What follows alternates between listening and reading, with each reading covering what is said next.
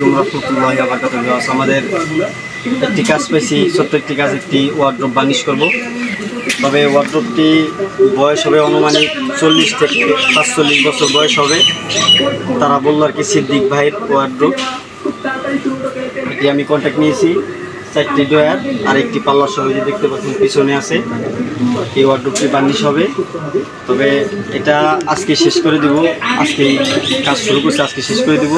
ভিডিওতে দেখতে থাকুন। সেগুন কাঠ দিয়ে তৈরি বার্নিশের পর জিনিসটা কেমন হয় দেখতে থাকুন সবাই।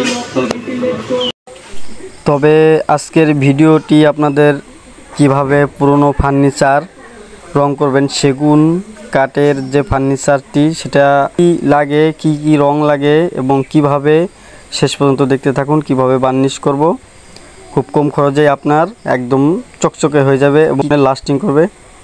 দেখুন প্রথম থেকে যে এটা হচ্ছে সাস, এটা আমরা স্পিরিট আর সাস দিয়ে ভিজানোর পরে যখন গলে যায় তখন আমরা এটাকে কাজ করি। এটা দিয়ে পুরোপুরি ভিডিও দেখতে থাকুন।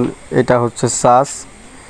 এই সাস আমরা প্রথমত পুরনো ফার্নিচার আমরা প্রথমে একটি ঘষা দিয়ে নেই, অনেক ভালো করে ঘষা দিয়ে নেই 120 কাগজ দিয়ে। দেখুন তারপরে এই যে ঘষা শেষ আমাদের, এই যে এখন চাষ শুরু করলাম। দেখুন এই যে প্রথম টান শুরু করলাম। তার আগে যে দেখতে পাচ্ছেন এটা কিন্তু পুরনো ছিল। দেখুন এক পোষেই কিন্তু আপনার অটোমেটিক্স সুন্দর হয়ে গেছে। এই সুন্দর হওয়ার একটি কারণ হচ্ছে আপনার চাষ স্পিরিট, এটা হচ্ছে আপনার ভালো মানে দিতে হবে। চাষ ভালো মানে দিতে হবে। সব কিছুই কিন্তু ভালো মন্দ আছে, কিন্তু আপনার ফার্নিচারের বিষয়ে আপনি যদি যত ভালো জিনিস দিবেন ততই আপনার গেলেসও থাকবে সুন্দর এবং কি টিকসই হবে অনেক সুন্দর। দেখুন আমাদের কিন্তু এক পোষ কমপ্লিট হয়ে গিয়েছে। আমরা প্রথমে এটা অনেক পুরনো ছিল, যাই হোক ফাটল ছিল, অনেক জায়গা আপনার সমস্যা হয়ে গেছে, যার কারণে আমরা এটাকে প্রথমত 2 পোষ দেই। এটা আমরা প্রথমত 2 পোষ দেই। দেখুন এটা এই যে প্রথম পোষ চলতেছে। এটা কিন্তু আপনার প্রথমে অনেক ভয়াবহ অবস্থা ছিল। 2 পোষ দেওয়ার পরে হচ্ছে আমরা পুটিং করে নিই। পুটিং করার পরে হচ্ছে আসুন 2 পোষ দেওয়ার পরে হচ্ছে পুটিং আমরা করব। এখন পুটিং কি কি লাগে আপনার পুটিং করতে সেই বিষয়ে আজকে সরাসরি দেখাবো আপনাদেরকে। প্রথমত আমরা মোম দিছি। এটা হচ্ছে একটি টিনের কইটাই হচ্ছে মোম দিয়েছি। মোম, এই মোমটা কিন্তু আপনার হার্ডওয়্যারের দোকানে পাওয়া যায়। এই মোম দেওয়ার পরে আসলে সেগুন বার্নিশে পুরান হোক নতুন হোক 3টি রং হইলো অবশ্যই প্রয়োজন। 3টি রং অবশ্যই প্রয়োজন।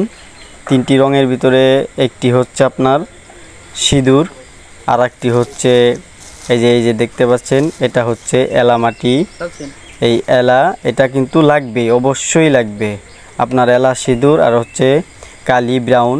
এটা কিন্তু আপনার সেগুন বার্নিশের জন্য এই জিনিসটা দরকারি, না হলে আপনার পুটিং মিক্স হবে না এবং কি কালারের সাথে পুটিং মিশবে না। তাই আমরা ভালো করে মোমটাকে আগে গলিয়ে নিব। দেখুন নিচে আবার মনে করেন যে আপনার আসলে রান্না বাড়ার কাজ, এটা তো রান্না বাড়ার কাজ, এটা আমরাও মোটামুটি করি। দেখুন আমাদের এটা কিন্তু অনেক হিট, এই জায়গা কিন্তু আগুন আছে নিচে কিন্তু আগে আগুন দিয়ে তারপর হচ্ছে আমরা মোম গালিয়ে নিতেছি 2 পাশে দিয়ে। নিচে কিন্তু আগুন আছে, দেখতে থাকুন। এই আগুন দিয়ে আমরা মোমটাকে ভালো করে গলিয়ে তারপরে হচ্ছে আর একটা বিষয় হচ্ছে এই যে দেখুন আগুন জ্বলতেছে। এই আগুন কিন্তু অনেকক্ষণ জ্বলবে, এটা ভিআইপি ভাবে জ্বালানো হয়েছে। আপনার মোম কিন্তু এমন একটা জিনিস, এই কালার এমন একটা জিনিস, মোম কিন্তু অনেক টাইম নিয়ে জ্বালাইতে হয় সুন্দর করে, তারপরে হচ্ছে অনেকক্ষণ নাড়াচাড়া দিতে হয় অনেকক্ষণ, না হলে আপনার কালার আসে না। এটা কালার আনে খুব কষ্ট। যাই হোক মিস্ত্রি ভাইরা বুঝবেন কীভাবে কালার আসে। দেখুন এই যে আমাদের পুটিং করা কিন্তু হয়ে গেছে। 2 টান মারার পরে আমরা পুটিং বানিয়ে তারপর হচ্ছে পুটিং করছি। অনেক জায়গায় ছিদ্র থাকে, তারপর আগে পুটিং ফাইটে পড়ে যায়, যার কারণে আমরা পুটিং করে পুটিং কাটাও শেষ। এখন হচ্ছে আমরা চাষ আবার পোষ শুরু করছি। এটা কিন্তু আমাদের চাষের পোষ শুরু হয়ে গেছে। আবার চাষ আমরা প্রথমে 2 পোষ দিয়েছি, তারপর হচ্ছে পুটিং করছি। পুটিং কাটার পরে হালকা করে একটু ঘষা দিয়ে নিয়েছি, তারপর হচ্ছে আবার চাষ পোষাচ্ছি। এই চাষ মিনিমাম আরও 3 থেকে 4টি পোজ দিতে হবে। মিনিমাম 4টি পোজ দিলে হচ্ছে কি আপনার চাষের পরিমাণটা অনেক বেশি। প্রথমে তো 2 টান দিছি, পরে 4 টান 6 টান দেওয়ার পরে আমাদের জিনিসটা কিন্তু মোটামুটি একটু দেখুন, যে একটু কিন্তু গেলেস লাগতেছে না, গেলেস অটোমেটিক চলে আসছে, যার কারণে 6 টান চাষ এটা আপনার মারতে হবে। এই চাষ 6 টান মারার পরে আমরা হচ্ছে ফিনিশিং দেব। কারফা ফিনিশিং ভিডিওর সামনে আছে, দেখতে পারবেন কারফা কী জিনিস, কীভাবে কি দিয়ে কারফা আমরা গালিয়েছি সেই বিষয়েও দেখাবো। যে দেখুন এটা কিন্তু আমরা কারফা দিচ্ছি। এই কারফা হচ্ছে এই যে ইঞ্চি থিনার, এটার নাম হচ্ছে ইঞ্চি থিনার। ইঞ্চি থিনারের এটা কিন্তু 1 লিটারের গ্যালন একটি ফার্নিচার। এই যে দেখুন, এই যে এটা কিন্তু কারফা, এই যে আমার হাতে দেখতে পাচ্ছেন এটা কারফা। এটা আমরা ওই ইঞ্চি থিনারের ভিতরে দিতেছি, সাদা ইঞ্চি থিনার।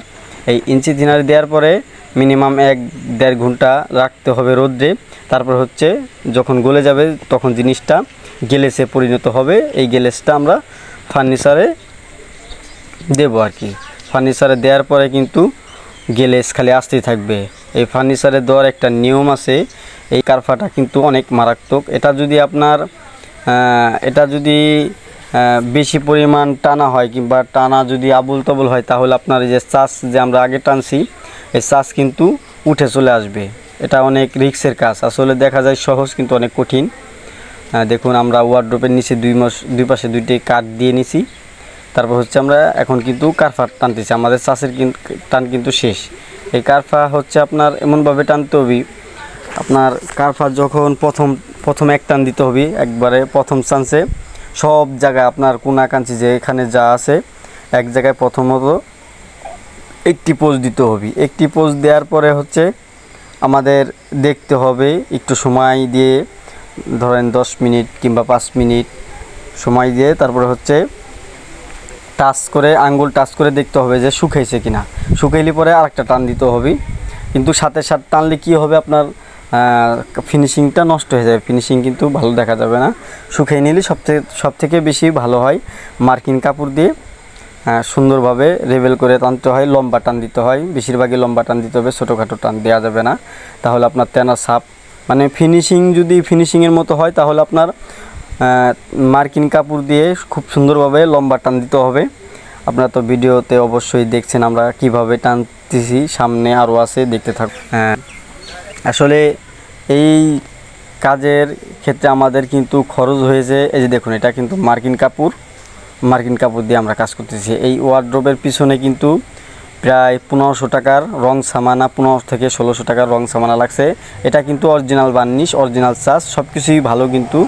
আর সেগুন কাঠ তো এমনি ভালো, এটা অলসারি সেগুন কাঠ, আমাদের কোনো পল মিলাইতে হয় নাই। আমরা এটা খুব সহজভাবে কাজটা করছি। আমাদের পুটিং করতে হয়েছে, ঘষতে হয়েছে সুন্দর করে, এই আর কি। আগেকার যে কারফা ছিল সেই কারফা ঘষাতে নিতে হবে। ঘষা না দিলে রং করা যাবে না, এটা ঘষতেই হবে অবশ্যই। এটা ঘষা খুবই জরুরি, পুরনো জিনিস হোক এবং নতুন জিনিস হোক, ঘষা অবশ্যই জরুরি। তাই আমার ভিডিওটা সবাই দেখার জন্য অনেক ধন্যবাদ। আশা করি বুঝতে পারছেন। এটা কারফার ফিনিশিং শেষ। ভিডিওটা যদি ভালো লাগে অবশ্যই একটি লাইক দিবেন, চ্যানেলটি সাবস্ক্রাইব করে পাশেই থাকবেন। যদি ফেসবুকে দেন তাহলে ফলো দিবেন।